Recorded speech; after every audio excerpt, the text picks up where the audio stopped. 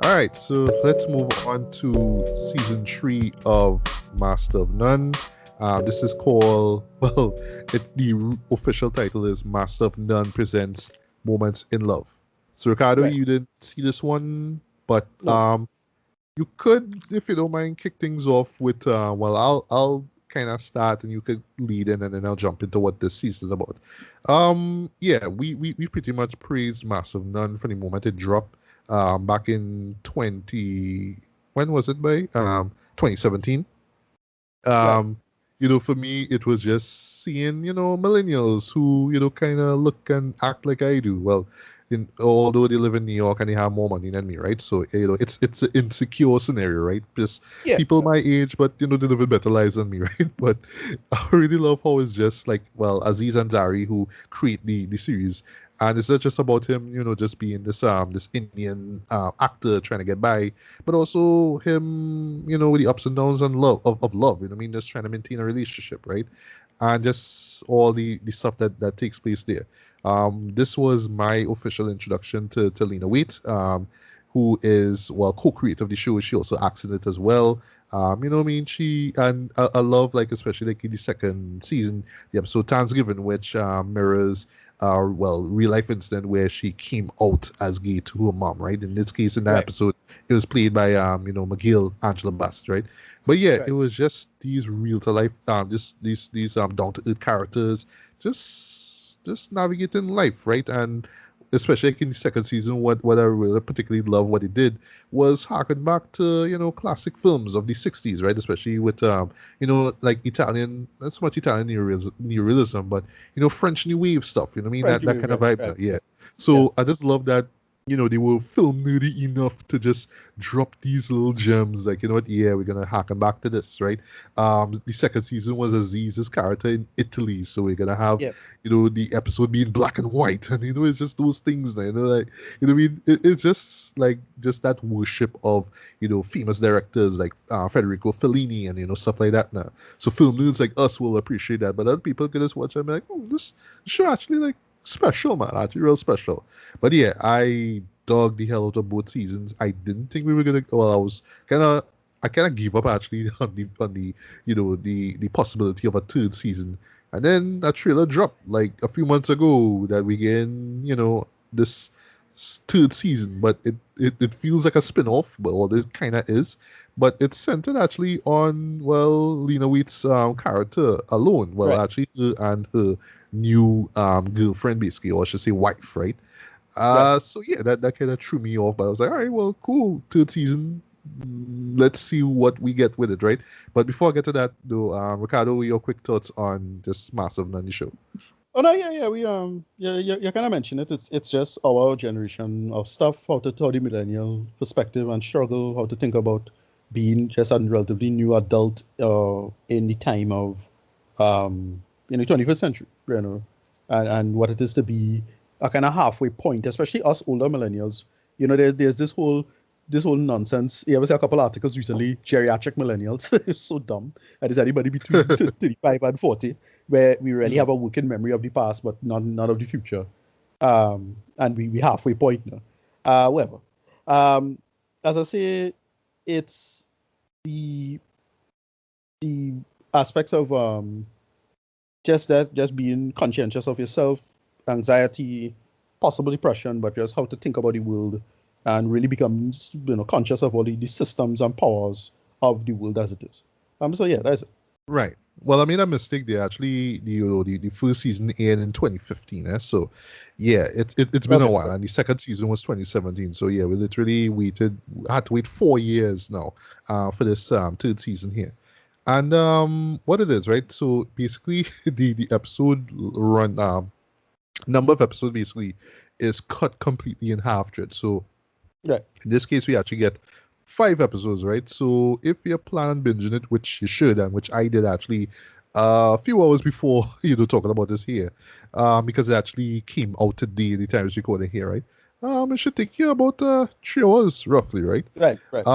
Is if it's a matter of you sticking through it, right? That's what I'll say before. That's what I'll lead into with what the show is about, right? So, as I said before, it centers on Wade's character, Denise. She is married to Alicia, who's played by Naomi Aki. Last Oh, time I saw her was in that Star Wars movie that I hated, right? all right, right, right, right. She was in Rise Rise of of Skywalker. Skywalker. Okay, right, Yeah, yeah, yeah, yeah. She was yeah, the the one that troublemaker. that Billy D. Troublemaker. Williams was watching that kind of way, Yeah, it's supposed to even be. though It's it's supposed to be implied his that daughter. she's supposed to be his daughter. Yeah, You, by you the know, way. you know, you know, Billy had that smile, man. You just Yeah, that by the shut way. him what? I was like, Yeah, okay, yeah, what's going on yeah. here, right? We could have do that a little better. Whatever. Yeah, Yeah. rubbish. Yeah, go ahead. Then. Right. So, well, okay. So I have to confess, I did not recap the first 2 seasons because, I mean, fairly, my view on those seasons haven't changed, right? And I figure because this is a whole new spin, just a whole new, story, that it wasn't going to be connected to what I saw before anyway, right? And thankfully, it isn't, right? But yeah, basically, Denise is an author, and she actually got through with a successful book. So now she's just living it up in this home, this house, basically way down in the countryside. It's not really established where it is, but there's a city that's nearby, so it's not like they in the edge of nowhere or anything like that, right? And we just kind of just seeing their lives, just in love, just being with each other and all that kind of stuff, right? But what happens is that Aziz's character, Dev, yeah, he actually shows up. He actually appears in 2 episodes of this 5 episode run, right? Right, right. He shows up with his girlfriend. I can't remember if she was in the second season, but she was well her she's of Indian descent just like he is. So I was trying to remember if she was there before, because I remember in the second season he had met this girl in Italy. He had broke off with a girl before that was in the first season or whatever it is, but I swear like I saw her before, but whatever, right? And yeah, they come through. There's this argument that takes place, and it just kind of springs up this conversation that they were having, but they kind of bring it up in the show, where yeah, basically Alicia wants to get pregnant, right? But Denise is just like, well, I just want to get this new book out. You know what I mean? Just a lot of stress. This weed that I'm smoking not helping things. I just Yeah, kind of want to focus on that. But eventually, they find a donor through a friend of theirs. Again, I can't remember if this guy was in the previous seasons or not. But yeah, he comes right, through. He's like, yeah, we'll do it, right? But right, what happens, unfortunately, is that there's a miscarriage, and then from there, the relationship pretty much just falls apart, and we just kind of right, see how these two characters just kind of not just build their relationship but their lives as well. I'll stop there.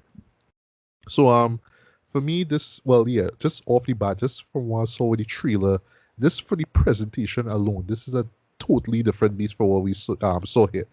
This really is going for, we paying tribute to what's this guy name? Ingrid Bergman, right? So we go in like, 60s, 70s kind of vibe, right? We go in cries and whispers. We go in that era where it's more character piece, and it's all about the mood that's being set here.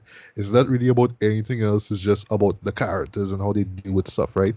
The Freeman, right? It's done entirely in this 4:3 format, and also it's simulated, I assume, to look like it's shot entirely on film.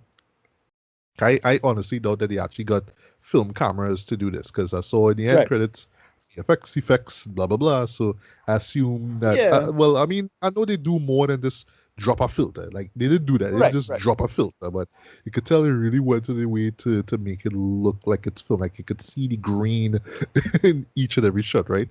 But one thing that they do here, right, and this will be a turn off for some people. It wasn't for me, but at times I wish they could have done a little bit, do something a little bit different at times. They use it's entirely done with just static shots, right? Okay, And right, just mostly long takes. So yeah, the camera doesn't move at all. Each and every scene that you see, the camera is just static, right? Even if the characters leave exit the frame or come back in or whatnot, the camera just always stays in one place. And instantaneously, I was thinking about a show that we saw recently, Malcolm and Marie, where I Right. assume, okay, we deal with two characters, and yes, just two characters in this house. The least you can do is kind of have the camera move ever so often, like just have like a little tracking shot ever so often, and then come back to where they were before, something like that. But no, they just keep the camera static. That's all they do. And at times it will feel, I don't want to say amateurish, but this kind of feels like, I don't want to say lazy neither, but just like, Right. okay, so this is really what all they're gonna be doing throughout these 5 episodes. You're just gonna have the camera just be there, like you're not even gonna make a single effort to make that camera move Yeah, I for am. any I reason. Just on the okay, fence about that. I get it right, because it's clearly a creative choice, and they're trying to do the whole, as you say, with Malcolm and Marie, the whole stage play thing. Like they're trying to do that right, clearly, right. right? But it's But up to you if but the camera was how moving in that show, right, right? For right, right when right, it needed to, when it needed to move. right, right, That's what I say. right. Yeah. But It's up to here, you. yeah, like I just felt like well, okay, so so in the show's defense, it is framed in such a way that yes, there didn't really need to be any particular camera movement, but still, at some point, I was just kind of hoping at least we could have follow a character, walking or just going from point A to point B, where we don't really get that. So stylistic wise, it may kind of throw people off, or but here's the tricky part about shows like this, right? And well, I don't know if that was ever brought up in the second season, but I'm now warning now if filmmakers like us, if some people will come and watch this and find it to be, for lack of a better term, pretentious. Like, Right, okay, right, why? Okay, so the entire show is just gonna be like this. Yawn, this is boring. The entire show is gonna be in 4:3. Yawn, this is boring. You know what I mean? Like almost as if you want to say that the show is trying hard to be artsy when actually it isn't. It's just trying to be its own thing. But I know it'll have detractors. They'll just come and say, no, you're just trying to be all film schoolish with this, and yeah, it just right, doesn't work, right? So I'll kind of just leave that up to you when if ever you decide to see it, right? But where the show really shines though is the realism, right? Because for me, while the first two seasons had a sort of like they would like overly real to me, right? Like even the second season, like when Dev goes to Italy, it just felt like okay, we do like this homage to old films, so right. it's not entirely real, but it feels like it's in its own film world, but it's just with characters that exist in real life, right? That's the vibe of it. But here, it really does feel down to earth. It feels like literally like cinema verity in a sense, right? We're Yeah, just watching Denise and Alice. Sorry, that Alice. Sorry, and Alicia just right, in their world, right? And we are just the fly, just watching on the fly in the wall. Sorry, just watching everything play out, and that's how it is. And for the most part, that works, right? I really do have to, applaud both Lena and Naomi because they really really put it in with this one. Um, even when there are moments where you could probably spot it, right? There's moments where you could kind of spot it. They clearly were improvising. right, It still feels very natural, right? But yeah, again, for some people that might be a turn off because it just kind of feels like you're just watching like a documentary, right? Some cinema verity doc, and we're just kind of watching these characters just go by, but there's no rhyme or reason to anything.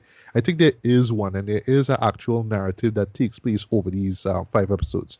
But I will confess, though, it is a slow burn, right? And compared to the last two seasons, this is more of a dramedy than a comedy drama, in my opinion. There's a lot right. more drama in this one here, which I mean works, right? But I mean, I honestly didn't go into this one expecting to be laughing, throughout, right? Like what I did with the first couple seasons. But here it's just, yeah, just characters in their own element, just figuring out life. You know what I mean? As the other two seasons did with Dev, right? And yeah, I mean, for the most part, that works. You also see a couple of cameos, like case in point, Angela Bassett shows up in Right. any particular scene as well. I see that was really cool.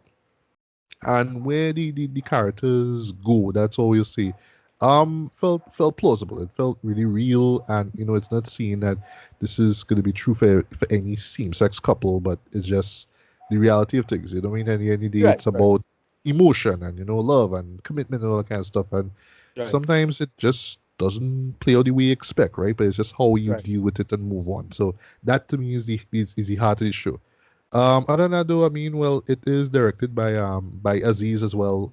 Yeah, Aziz does direct all 5 episodes. I thought that he did like Okay. a great Right. job in terms of just shot composition. There's some great simple but just very effective cinematography as well, and it just kind of sets the mood of the entire piece. And how I see it is more like just a slight departure from the mostly urban stuff that we've seen in the past couple of seasons. This one Right. feels, like okay, it's away from that. It's in the country, so there's a lot of like exterior shots. You see a lot of grass, and ever so often you might see horses or sheep, and it's that kind of thing.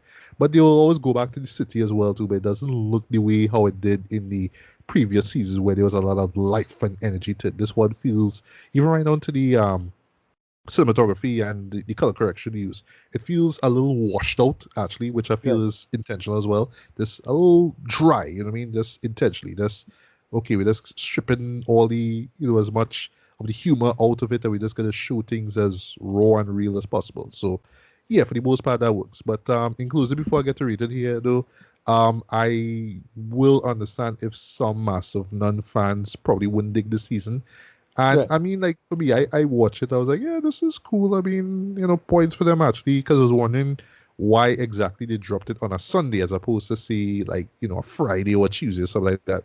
But I imagine it's to kind of lead up to Pride Month, right? Which is next month actually. But anyway, Okay. Right. yeah.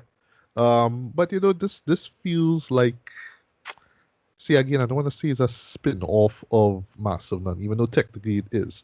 But it just feels like just like an experimental chapter of that series. Like this, Okay. hey, we're Right. trying It's something not new, really a so massive. It's not an official season, but it's just a kind of side thing.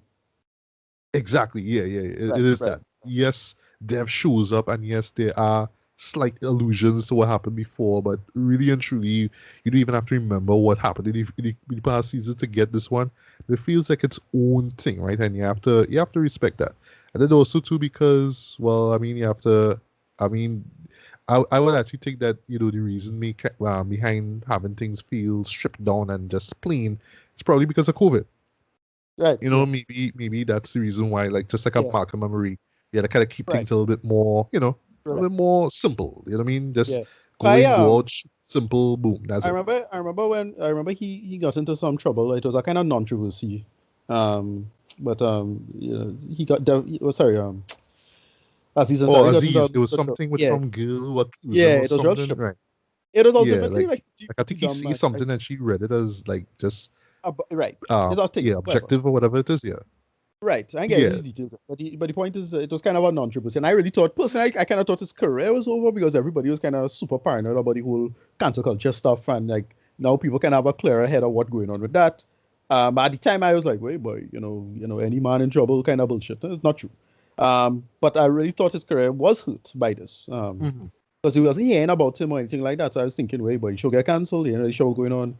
But I was glad to see that the show come back. I was like, yeah, cool, we can make it work. Um, yeah, yeah. yeah, Same here too. And for me, I'm glad that the show is back. I mean, sure, it's not right, like the previous seasons, but I do applaud the fact that it's doing something different, right? And like the second season, but even more here, it's really harkening back to like old school, classic cinema. Now. I mean, that's right, clearly what they're going for. Just that whole realistic there's a whole realistic vibe to everything, right? More than what we got before. But yes, I do imagine for some this will be a chore to sit through, even with 5 episodes. right, There's two in particular that run close to an hour, and the other three is like about 20-25 minutes roughly. But even right, like like I binge it out in like 3 hours, right?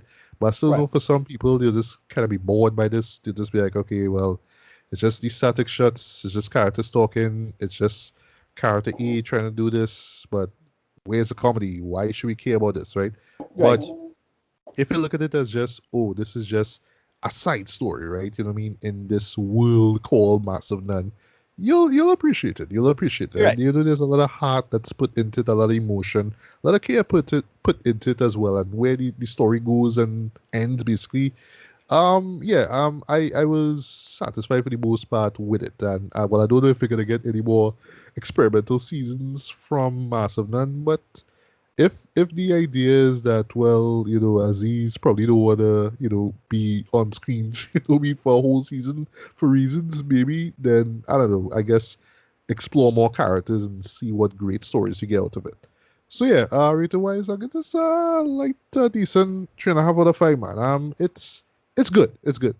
Not as great as the first season. Sorry, first couple of seasons actually. You may see this show up on some best of lists, but I think it'll just be from people who will appreciate the sort of quietness to everything, right? But yeah, I mean, I imagine for some people they'll just find this to be boring or dull and just like, okay, whatever, who cares, right? But if you're a bit of the first two seasons, you'll appreciate it. But more particularly the second one and how they were just kind of harkening back to old classic cinema, right? So yeah, this is more for the film nerdy fans of the show. You appreciate it way more, I assume. But I mean, if you were just fans of Lena Waithe's character and Right. Aziz's character and all that, and I would say Naomi makes for a great character and a great addition to the world of Mass of None as well. Yeah, I mean, if you just love those characters from day one and you're just really curious to see where they are right now, which technically is the point of the show, yeah, give it a look, man. Give it a look. Hey, this is Matthew Bailey, and I hope you've enjoyed this segment of the BS Beats and Bailey podcast. If you'd like to hear the full episode, hit up my link tree. On the other side of my head are 2 videos you can check out. Like this video if you like it, feel free to subscribe and hit the bell as well. Thanks for listening, and until the next one, take care, peace.